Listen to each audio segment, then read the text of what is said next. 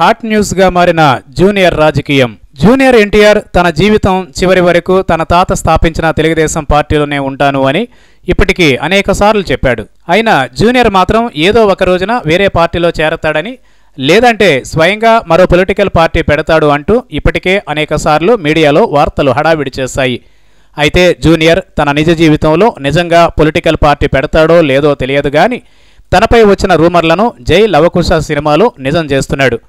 ఈ సినిమాలో జూనియర్ తొలిసారి త్రిపాత్ర అభినయం చేస్తున్న నేపథ్యంలో జై పాత్రలో జూనియర్ నెగిటివ్ లుక్లో కనిపించబోతున్నాడు.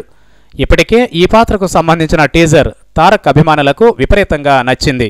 దీనితో ఈ సినిమాకు సంబంధించి మరింత క్రేజ్ పెంచడానికి మరో ట్విస్ట్ ఇవ్వబోతున్నారు. ఇందులో ఎన్టీఆర్ పొలిటికల్ లీడర్గా తన జై పాత్రలో సత్తా చూపించనున్నాడు. సమసమాజ్ పార్టీ పేరిట ఎలక్షన్ బరిలో దిగుతున్నాడు ఎన్టీఆర్. తన అనుచరులతో కలిసి పొలిటికల్ క్యాంపెయిన్ చేస్తున్న షూట్కు సంబంధించిన ఫోటోలు వ్యూహాత్మకంగా లీక్ చేశారు. ఎప్పటి నుంచో జూనియర్ ప్రత్యక్ష రాజకీయాల్లోకి వస్తే బాగుంటుంది అని కోరుకుంటున్న అతడి అభిమానుల కోరికను ఈ విధంగా తీరుస్తున్నాడు అనుకోవాలి.